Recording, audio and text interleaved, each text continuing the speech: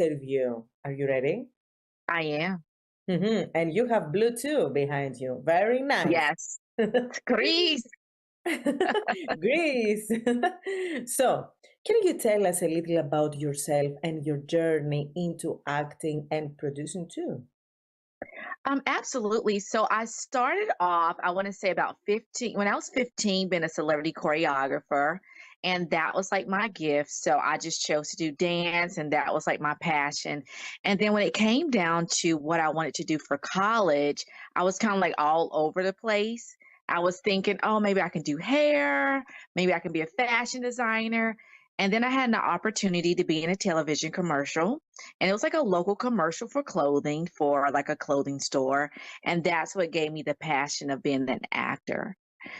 So I actually moved to New York, went to college for musical theater. So I sing, dance, and act.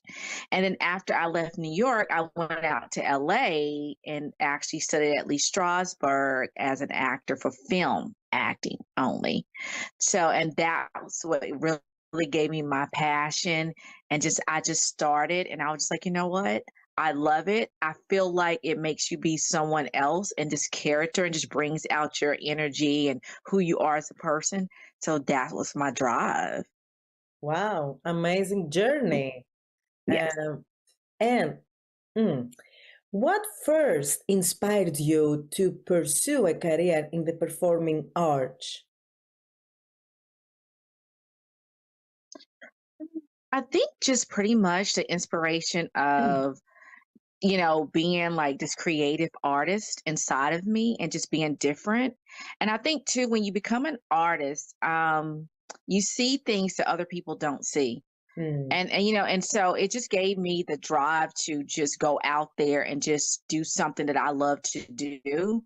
And I felt like the arts, I mean, I just love anything dealing with television, of course, TV shows, theater. I mean, theater is my main passion at first, because I felt like being a theater actor, it makes you great because there's no messing up on stage. You have to know your lines. And also, not even that, even if you don't, I tell people, take an improv class, because if you do mess up your lines, then you can improvise. So that was the thing. And I was always told theater makes you great. And then they say, what, TV makes you famous? So Mhm. TV and film makes you famous, right? So I just wanted to like just start my career in the theater arts. And then from that on, I just went it straight into like film. So that was my thing. And yeah, yeah. I mean, all of it kind of like works together, and it's like different types. So theater is totally different from film, of course. Yeah, Commercials totally different from film and television. Yeah. So, it's very oh interesting. yeah. I totally agree with you. Yes. And you told me that I read your bio. So you trained hmm at the Lee Strasberg Theatre and Film Institute. How hmm did method acting shape you as a performer? Wow. It's crazy because method acting is actually taking what you have inside of you and pulling it out. I do remember in a class, because at one point I didn't understand method acting, right? So I was kind of like, well, what is method acting? And so when I realized that it was pulling the things that you have inside of you out into your character. Yeah. I remember one time my teacher came by and he was like, "Look, he cut the lights off. He told people to think about what they were going through throughout the day, if they've been through things with their family or just having a hard, time in your life." And I think what he was doing is pulling out um your just the things that you have been through, just to kind of like pull out that character, like if you got to cry, or because somebody Mhm. actually broke down one time in class, just like I mean, oh my God, they had to take the guy outside. He was crying so bad. And I realized what method acting was after that. It's like pulling your it's like real, I call it real life. You know what I mean? Like pulling the things you got in your real life and your everyday life into your character. So that's pretty much what that is. Yeah, yeah, exactly. Yeah. How do you personally connect your own life experiences to the characters you play? Oh wow. I mean, like we all go through stuff, right? So, Oh, yeah. it's like, yeah, oh yeah. So it's like relationships, if it's family life, if it's not being able to have children, or anything. Because I know, like, me being a character, or actually, if you want to be something else, or you chose at one point to be like a doctor, right? Um, and what I did with myself, I played in a lot of films. So I'll say I remember having a part where I had to really cry, and I had a hard time with that. And I was just like, I can't, because I've cried so much. I was like, oh my God. Yeah. And I was like, how do I pull this out? So what I did, I just started to visualize and think in my mind like something that was really tragic that happened to me in my life. And I just kind of like pulled that character out, and I just kind of like broke down. And then just still tried my best to memorize my lines within that time that I was breaking down. And people was like, "Oh my god!" I mean, it was like he stood. It was like, "Oh my god, she did it! She cried! She cried!" Right? But I think sometimes just pulling out the things that you have going on in your life, and just thinking about it, and just putting it inside of a character, and I think that's what make it a better. It makes the role be more believable. Yeah, I Yeah. believe that too. Do you believe that the acting makes you better person because I don't know, you understand the bad characters too? You have to understand the characters. I played a doctor, and I'll say I didn't understand a lot of the terms. But what I did is I went and I researched it. So Mm, I think researching characters and different terms, and then also putting yourself in their shoes and becoming one with that. I do believe in that. I do believe that the things that you go through your life can make you a better actor. But you have to hone in on it, and just kind of like, I've noticed that some actors engulf in it, kind of like the guy who played the Joker, right? It's like, how did he play that role? And he just really, I mean, really he said he lost a lot of weight. He studied a lot of stuff. He actually just researched a lot and just became that person. Oh, exactly. yeah. Yeah. You've also studied at the New York Conservatory for Dramatic Arts. How was that experience different? Totally different. New York Conservatory for Dramatic Arts is actually musical theater.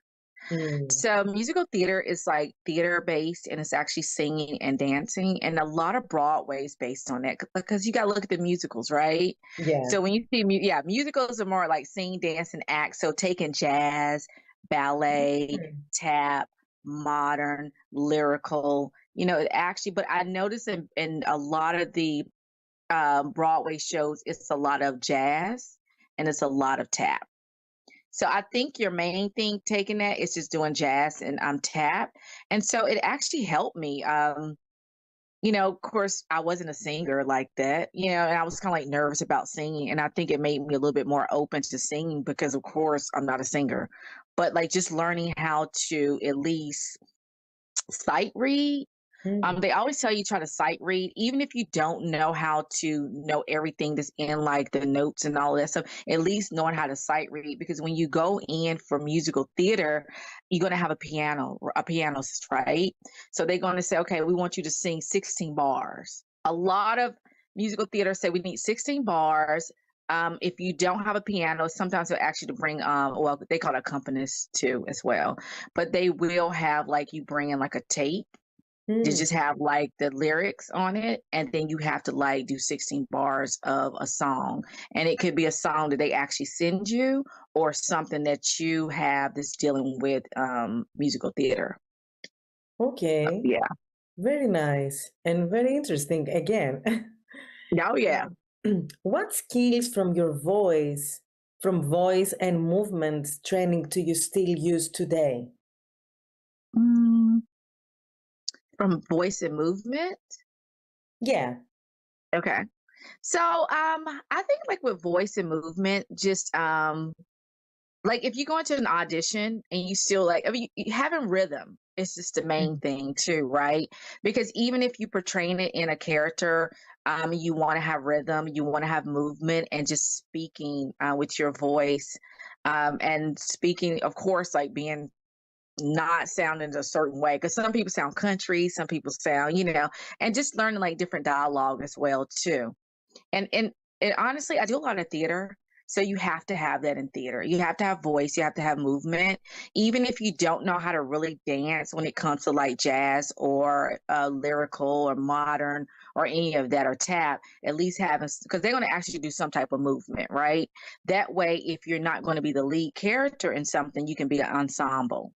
That does help. And you don't have to know how to sing like really, really, really good.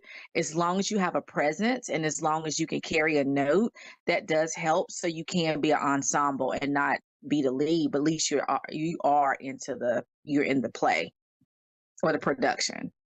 Okay, Yeah. that's very good to know. Even the actors that now they try to build their character on stage, so Yes. it's very important. Um, you've trained in acting, dance, and music. Which one feels more natural to you, and why? Oh God. Oh wow. Only one. One. Okay, I'll choose one. Only one. Only one natural. God. Um. Ooh, it's kind of. I'll say dance. Honestly, it's more natural. Ah, Yeah, I'll say dance. I'll say it because you know what? I am so gifted at that because that was like my first career in my life, and I'm a dancer. Like I am. I mean, if you look at Chris Brown, you look at Sierra, you look at Janet, I dance exactly. wow, Yeah, wow.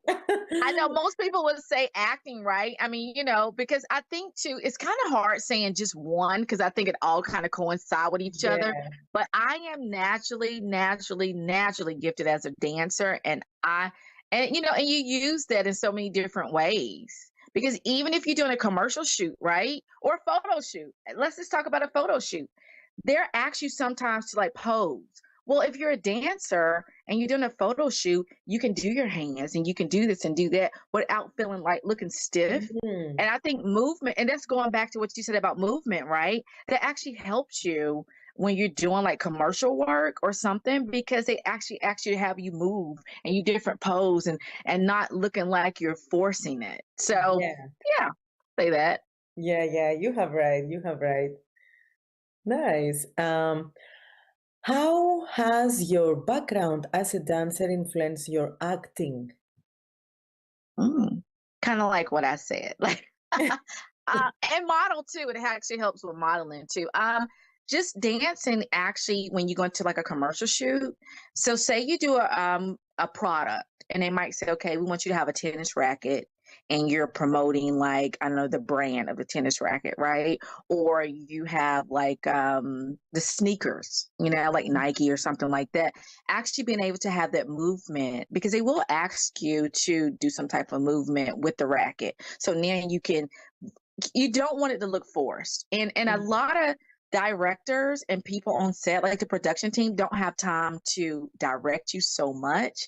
They want you sometimes to already have a Mm, little bit of sense of movement, right? And you'll see that on some auditions as well. It'll say, hey, do you have movement?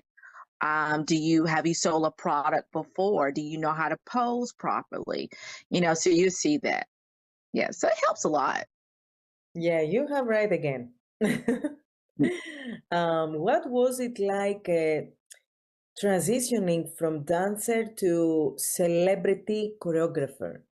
Oh gosh. It was a lot of work. It's a lot of work, a lot of networking too. Just being out in the industry and going to different parties and different events and being present and actually personality. I'll tell people personality gets you a long way because you could train someone how to dance, you could train someone how to act, right? But you can't train them how to have personality. And just kind of like, that actually helps you have a conversation with people who are these big directors. So it helped a lot. Just going in and letting them know, hey, you know what? I'm a dancer, but I can be a top choreographer. And I just had the opportunity to do it. Like I remember moving to New York and my uncle was over this big It's called the Ruckers, and all of the celebrities come to the Ruckers basketball games, right, in New York, and he was like, "Hey, this is my niece. She's a dancer, she's a choreographer," and that's when some of the top celebrities was like, "Hey, you know what? Well, if she's cool with you and you vouch for her, I wanna see what she has." So then that's when I started going on the road with these big entertainers, and I said, "Hey, let me show you what I got." So I just end up just flowing into it.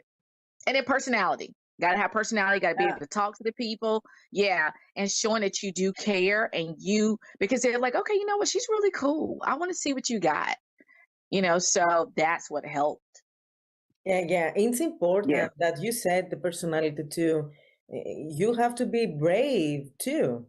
Oh yeah. And Oh yeah. you have very because I know you not a lot, but I know you and I saw that you have very strong character. So if you want to survive, you have to Mhm. be strong. You have to be strong. I think it's like stepping out on faith or stepping out whatever religion you have, just stepping out and just knowing that if you get a no, it's okay. It's okay for people to say, you know what, not at this time. Um, yeah, we didn't really like that. Maybe another time. Well, it's okay. Don't feel Mm. like, okay, my career is over, right? You just got to keep pounding the pavement because when I was a dancer is totally different from a choreographer. I mean, I was dancing when I was young. I was 15 years old and I was dancing. I was dancing in high school. And then you become like you're just a dancer and then you start trying to book work as a dancer, right? So you're in Yeah. the background, you with these top choreographers, you got these master teachers, and then from that point on you're like, okay, well, how can I get to that level? And then you keep training and training and training. And my personality, I just walked up to some of the teachers one day and I'm like, look, I want to do the same thing that you do. Can I stay after class? Can you show me different movement? Is there any other classes I can take to learn this? And it's the same way with acting. If you feel like, hey, I'm not that good. You might look at some other actors and feel like, hey, I want to be just like that. It's okay to reach out to their acting coaches, and say, hey, you know what? I know that you train Charlie Theron or Meryl Streep or Viola Davis. I want to be able to train just like that and be able to be an actor on that level. And hey, it happens. Yeah. Yeah. It's the new the new generation, they have to know that. Yes. They Yes. have to know. You've worked in theater, film, Yeah. and television. Okay, which medium do you enjoy the most? I enjoy theater. Mm, I do enjoy I thought theater. that. I like theater. Theater is hard though. It's really hard. I mean, it really is. And I don't want to sit here and say it's not it's enjoyable, but some people don't like it. They don't like it because you have to memorize the lines exactly like they are. And then if you have of course your producer, whoever the director say, okay, we'll go ahead and let you improv a little bit and make it your own. I mean, theater it helped me be a better actor. Film Mm, to me, you could cut. Okay, you missed your line, cut, let's redo it, go back to one, or they can call the line out to you and they can edit all of that stuff. But when you're live on stage, it's nothing like it, and you become that character. So if I played like Ludi one time in the play, right it's off Broadway in New York, and I was like this nosy next door neighbor, and mm. I had rollers in my head, right? And I'm so funny, and I like comedy. I like theater too. That's like really funny. Um, and and I had two different personalities in that. I had to play really sweet to the older lady, which was his mom, and then I had to play like crazy to him because I didn't like him, right? So I was like, Frank, you know, it's kind of like it just helps me feel like, I could just go out and conquer the world when I do theater. And theater, a lot of film and I say film and television like theater trained actors, Hmm. you know, because with theater, you got to be up here, right? With film, you kind of got to take it down a little bit. You can't be so Yeah, dramatic. Yeah. Yeah. So theater for me. yeah. Um, Yeah. How do you prepare differently for stage versus on-camera performances? Because some people they don't know, so they would like to know for sure. Okay, yeah. For training for theater, I study. Like I don't watch television. Oh, So, oh no TV, guys, no TV. Yeah, you might want to watch your favorite show, but honestly, I don't. Like, I just pretty much go in dead silence. And what I'll do with one line, I'll say it 5 times in my head, right? And then I'll do it standing up, and then I'll do 5 times sitting down. hmm, Only because you don't know on stage if if you have to have a scene where you're sitting at a kitchen table, you want to make it believable and you want to make it natural as possible. And it's the saying that they call at the end is called "let it go." So if you have to drink a cup of coffee, you want it to be believable, right? So it's kind of like talking to your friends every day. So what I learned about that with the theater trained acting is you got to know your lines because it's about timing as well. Timing, yeah. because once that person says something, you got to know. And what I'll also do is too is I'll memorize the whole script. I'll memorize the whole script, and then if I can't get everything exactly, I'll know that the character before me last line, so Mm, I know when it's my time to go in, right? So because it's timing. exactly. So with film acting, I can honestly, if I have to do it, I can really study. It depends on how much the dialogue, right? So I'll study it for a month, sometimes two, but really I can study film acting like a film script in like a month and I can catch it just like that. With Hmm, theater, it'll take me about 2 months sometimes, and sometimes I can do within a month and a half, but that's not, I mean, I can focus. I mean, I'm focused, literally focused. I will go to the park, I will go in my room, I mean, and I will shut everything off so it's no light distraction. yeah, Oh, yeah. yeah. Yeah, you have to do that for Oh, sure. yeah. For Stage sure. 100%. Yeah. You continue to train regularly.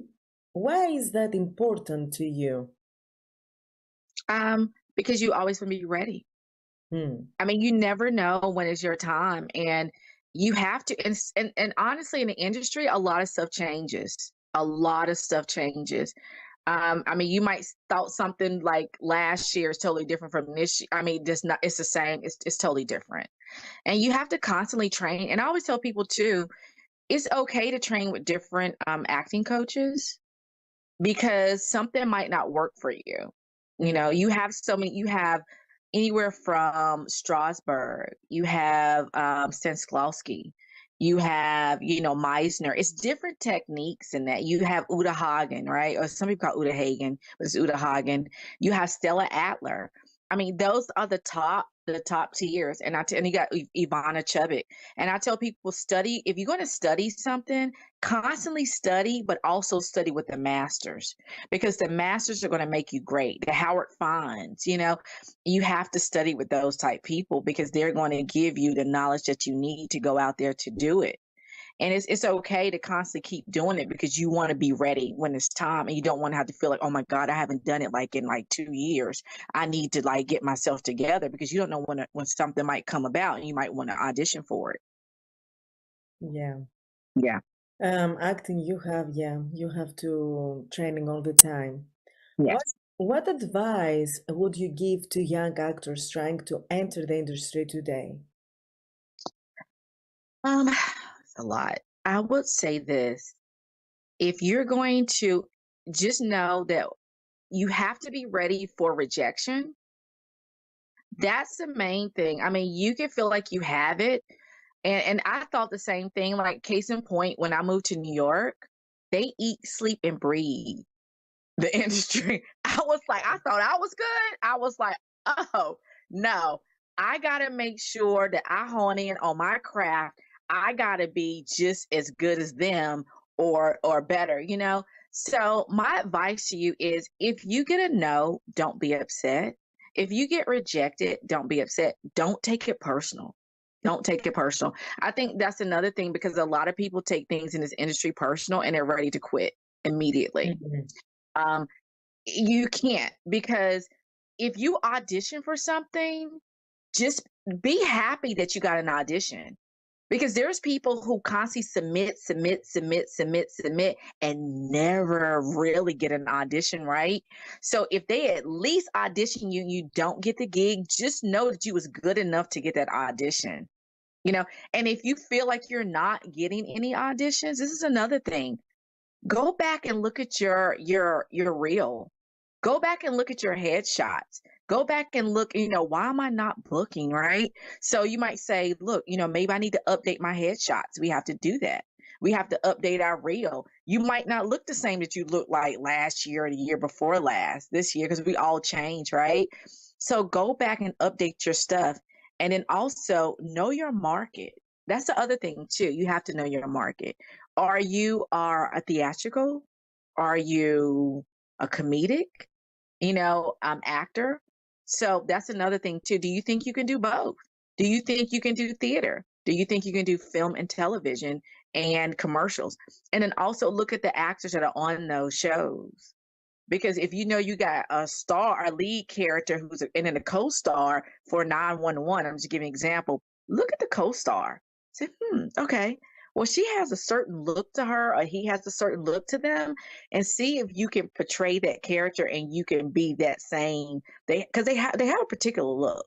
Mm. So it's called know your market, and don't feel bad if you're rejected. You gotta have tough skin in this business. I'm sorry, you do. And don't take it personal. Don't, oh my God, they told me, I didn't, oh, I didn't make it. It's okay. Because guess what? That director might see something in that person, but then you go audition for something else and might book it because they might be looking for your type. So, and then know your type. Know your type. Okay, Yeah. Mhm. that's very nice, very nice. Yeah. And how do you stay motivated during challenging times in your career? Mm, I look at funny stuff. Yeah, okay. Yeah. Oh, yeah. This is And nice. yeah. And also too, like you know what?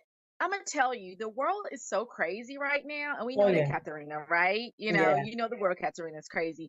So what I like to do is I like to hang around fun people who's energetic, who keeps you moving and actually encouraging.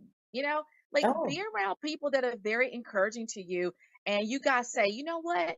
Even if we're not working, how about we put our own projects together? How about we come together and let's do something fun, right? And stay encouraged. Like that's why I don't look at stuff just so gossip columns and things like that, or these shows where it's like depressing, right? So yeah. no, I can't. I did that before and it just doesn't help. So I feel like if you're watching something that and also watch stuff too that can whatever your what pushes you and motivates you, watch stuff that motivates you. Mm. Because if you want to, just give an example, if you want a home, ride through the neighborhoods where you like those houses, and you're like, oh my God, it puts that drive in you, that dedication to say, I'm getting ready, I'm gonna get that house. I'm getting a house like that, right? And then the next thing is, how can I get that house? Whether you need to get a better job, whether you need to go back to school, whether you need to, like pretty much take control of your finances and stop like buying stuff you really don't need or you're not going anywhere to wear it, right? So that way you can push yourself to get it. And it's the same with this industry because we know that the industry you see people on commercials like, oh my God, I would love to be on that commercial. I would love to be on that TV show. Well, how can you do it? So let me do this. I'm going to study everything that I can about that show and that get a TV commercial and that'll keep you motivated. And the next thing you know, guess what? Go out there, have a checklist. Check Mm. off the first thing you've done. Okay, I need new headshots. Check. Got it done. Because it makes you feel good that you're getting this stuff accomplished. Okay, need to get me an agent. How can I get an agent? Start studying that. Go to Google. You know what I mean? And say, hey, I mean, now we got what GPT chat. Put it in GPT Yeah, and say, yeah. hey, GPT, yeah. Hey, how can I get this agent? What do I need to do, GPT, to get this agent or whatever? That's how I stay encouraged because if you don't have something to keep you going, I mean, I feel like life is over, right? You got to have a dream. You got to have a goal. You got to have people around you who care about you and who helps you and you help them. So that's what I do. So I meet great people like you. You know what I mean? And you just yeah, like And I you. met you. Yeah, and you keep each other encouraged. And if you say, "Hey, you know what? Why don't we put our heads together and come up with our own projects and do Of things?" course. That shows the industry. Now when you go out to these agents or these people, say, "Look, guess what? I got my own podcast. I have my own this. I got my own projects going." And they're like, "Hey, this person is still working." Because I noticed that agents want to see, are you still out there doing something? Exactly. Yeah. My husband, it's crazy because I talked about this to my husband yesterday, and he told me, I was like, why I would need an agent if I do everything, if I will be successful, why I have to have an agent? And he was like, oh, you have to have an agent because he does, the company stuff. He Hmm. talks about money. So when you are focused on your art, you can be focused of the money at the same time. But sometimes, yeah, you are totally right. You have to have goal. You have to have dream. If you don't have dream, you are dead person Hmm. with life. Oh yeah. And an agent too, Katerina, they have connections that some of us don't have. I mean, that's what I noticed too. Like so yes, we can see stuff on Actors Access. We can see stuff on Backstage. We can see stuff on casting networks. These are the top, things Yeah. that you go on for auditions. But they also have things. The point of having an agent too is if you could see the same things they see, it's no need of having one, right? So they get major roles that come across their desk that we don't even see that they submit their talent out for, right? And they also have connections to get you in that room. So that's why it's important to get Mm. you a good one because they can say, you know what, you want to be on Transformers or Fast and the Furious? Okay, Katerina she looks great. I'm going to get her in that room with these cat. Now, it's your job to book it, right? It's your job to book it, Yeah, but it's it's their not job to, yeah, it's their job to get you in that room. it's not easy to find an agent, a good agent. Uh, Right. it's not easy, but you never know. Yes. Yes. And also, you were featured as a subject in an art piece displayed at the Paramount Theater. Hmm. How did that feel? You know what? I'm so like, I was kind of shocked when it happened. I had an artist reach out to me, and he was like, "Look, you know what it is? I tell people make a difference in your hometown and they will look after you. They will look after you, right? So, um I'm this is my hometown, right? So when I was in, they were like, I can't, they were like, hey, he reached out. He was like, you're from here, just our hometown. We want to paint a painting of you and put you in an art exhibit. I was like, really? I mean, I was kind of shocked over it. I was like, oh my God, that's great, right? I mean, I was kind of shocked over it because I never had anybody reach out to me for something like that before. And I said, "Oh my God." So he said, "Look, if we could just do something for you for our hometown, we want to put up in the Paramount Theater. They're having an art exhibit, huge art exhibit, which it was actually packed." And he had me up as, of course, I got pictures of the painting up in the art exhibit, in the museum. I mean, in the art and Paramount Theater, right? And it was funny because he was like, why don't you come? So I said, sure, of course, I'm going to be there with my painting up there. Half the people didn't even know it was me. And then, Wow. no, they did not. I was in the room and they was looking at my painting and people, you could purchase them, of course. And so he said, "Guys, I want to let you guys know that my artists here that I painted a painting of, and he brought me to the front, and people was like screaming." Wow. And he was like, "She's an actress. She's in LA. She's in New York. She's been on television. We wanted to give something. We want to give back to her." And that was really nice of them. So I felt really humbled because I was actually like shocked over it, honestly. Yeah, Wow. it was humbling. Yeah, it was humbling. Yeah. Wow, wow. I would Yeah. like to have a camera to see your action. Yeah, of course. So, what does success mean to you today?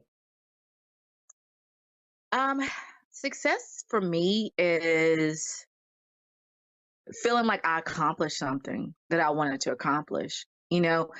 It's I feel like if I'm not doing anything, I'm not being successful. Sitting around not feeling because I had that happen to me before. You get caught up and you kind of forget that, you are talented, and you feeling kind of like you lost yourself a little bit. And I had to get up and say, you know what, Krista, it's time for you to get back to what you love, because that's been successful to me. Just going back to the arts. I feel like the arts just kind of like you're a whole different person. You're a whole different person when you have that inside of you.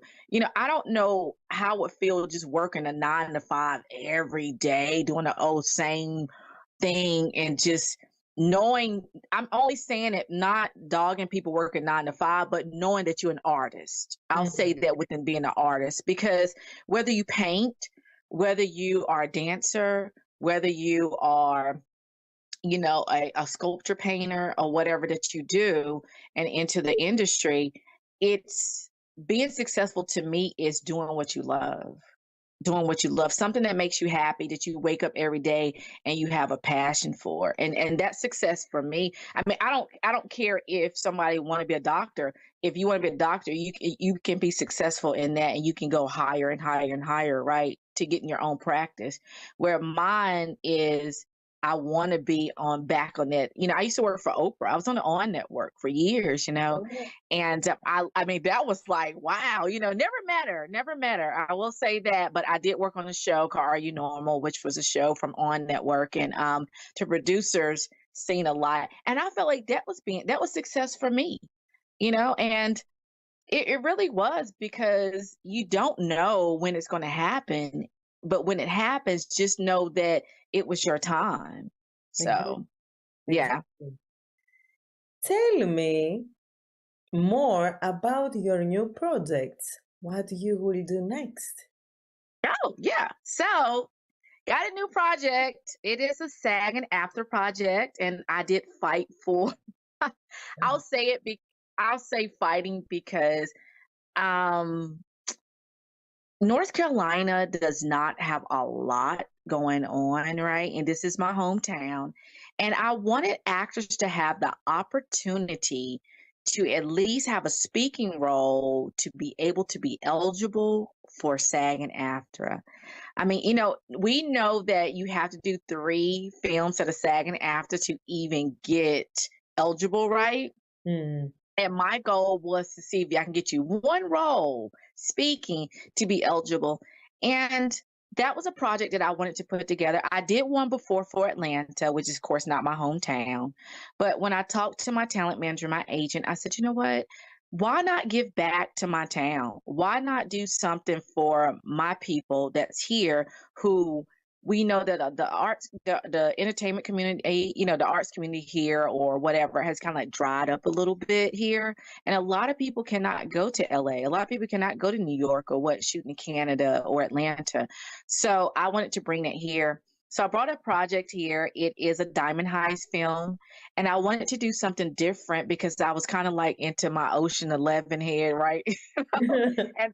And a Thomas Crown Affair, with Pierce Bronson, and I wanted to do something that was totally different and not having to, I don't want to say hood because everybody things is different, right?